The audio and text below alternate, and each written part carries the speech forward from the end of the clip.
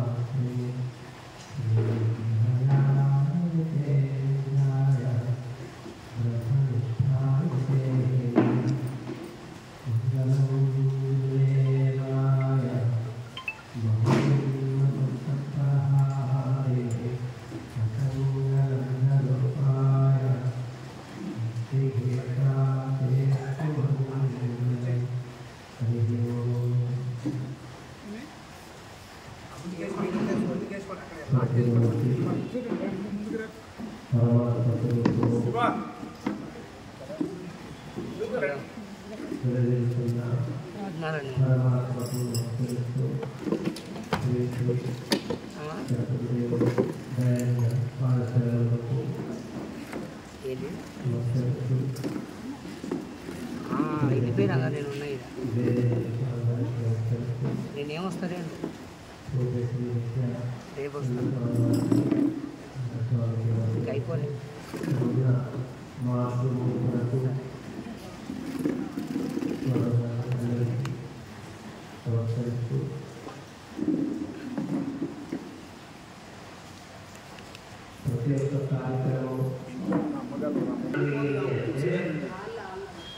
ఒకరి మీద ఒక ఈర్ష్యాభావం పెట్టుకోవడమే మన హిందూ ధర్మంలో విరిగిపోయింది. దానివల్ల పరమతాలు మన మీద హెచ్చరించడం మనం ఇబ్బంది పడటం. అదే ఇక్కడ మధ్య కలుగుతున్నాడు లేకపోతే చేతి కలుగుతుందంటే వారు ఉన్నా కూడా మనకి ఇంకా సహకరిస్తారు. కానీ మన హిందూ ధర్మంలో లేదట. వాడు చేస్తుందనుకో వాడిని హెచ్చరించడానికి ఇంకా పేరేస్తుంది నేను చేసేదని మా పేరుస్తున్న భావంతో నేను రాకుంటే అన్నారు కదా మనం నలుగు నుంచి తర్వాత తీసుకోవడానికి ఎంత అయిష్టపడతామో అట్లాగా మళ్ళీ అడిగిన తర్వాత ఆశ్రమాలని మళ్ళీ ఉంచుకోవడం అంటే ఇది నరక వారికి నరకంలో ఉన్నా కూడా అటువంటి శిక్ష ఉంటుందో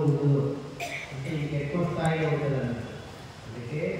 ఏది చేసినా ధర్మాన్ని ఎవరు చేస్తుందో తన కర్మ ఏదో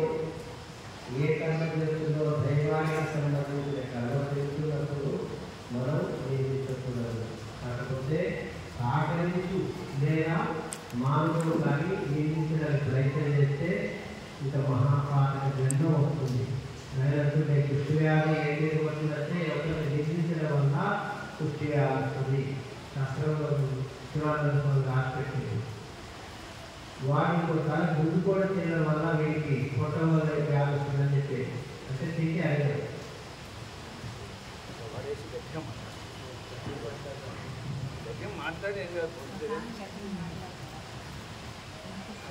మైకే పట్టుకో మైకే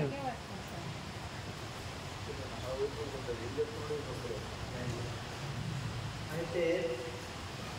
ఒకరి తిరిగి గుంజుకోవడం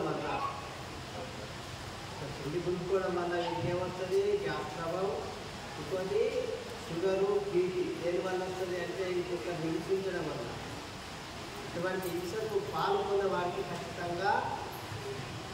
ఇటువంటి రోగాలు సంబంధించిన పెట్టింది. మనం కూడా చూసుకుంటూ ఒక హింస పెట్టకుండా ఒక ఇబ్బంది పెట్టకుండా ఉన్న ధర్మాన్ని నేర్చుకోవడానికి కష్టంగా పైకున్నాక నేను ధర్మం చేస్తున్నాను చెప్పి ఇంటికి పోయిన తర్వాత స్వామి మాట్లాడుతుంటే వినము. కానీ ఈ స్వామి దగ్గర వాళ్ళ ధ్యాస ఉందని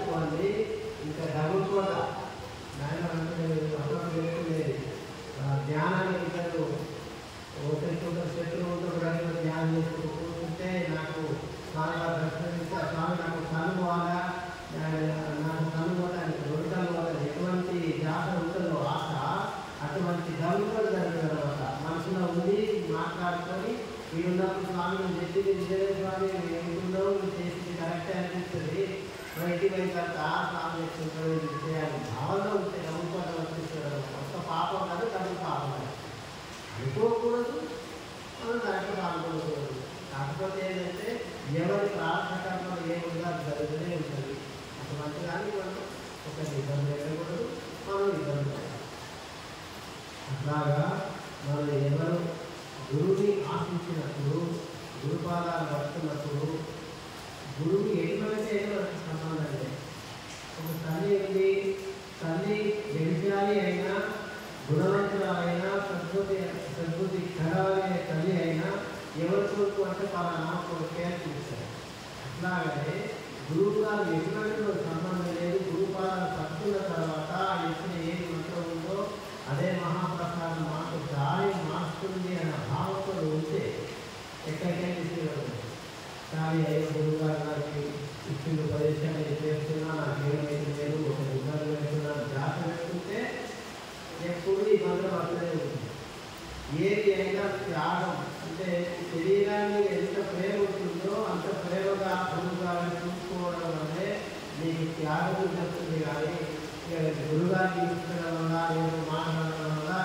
ఎన్నడూ రాదు అది ఎట్లా వస్తుంది అంటే మహాపాతకాన్ని అనుభవించే శక్తి కలిగిస్తుంది అన్నమాట గురువు గారిని గుర్తించడం వల్ల అందుకే గురువు దగ్గర కానీ ఆశ్రమాల దగ్గర కానీ ఎవరు చేసినా అది ఎప్పుడు కూర్చుంటుందంటే ఒకరిని నిర్మించినా ఇవి ఏం కావాలనుకుంటే కాదు వాటి తరతరాలకు ఖచ్చితంగా తాకుతుందని నాకు అనుభవం ఉంది అంటే చెప్తున్నాను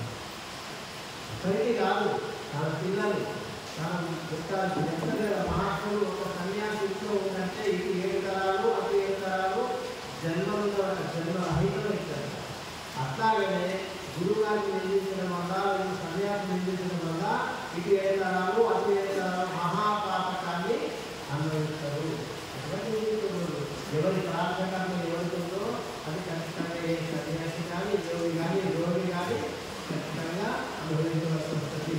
మనం ఎందుకు వచ్చినప్పటికీ మనం ఎవరో తెలుసుకోవడానికి వస్తున్నాము నువ్వు ఎవరో తెలుసుకోవడానికి ప్రార్థించలేదు అట్లాగే మనం ఎవరో తెలుసుకోవడానికి ఆశ్రమాన్ని ఆశ్రయించడము గురువుగారిని సేవించడము భగవద్భక్తుగా భగవంతుడు స్మరించడము ఇవి అన్నీ మన జన్మ రహితం చేసుకోవడానికి కొన్ని కోట్ల జన్మలకే మానవ జన్మ వస్తుంది అట్లాగే ఈ మానవ జన్మని ధరించడానికి మనం ఖచ్చితంగా కోరుకోవాలి ఏం చేస్తున్నారంటే పని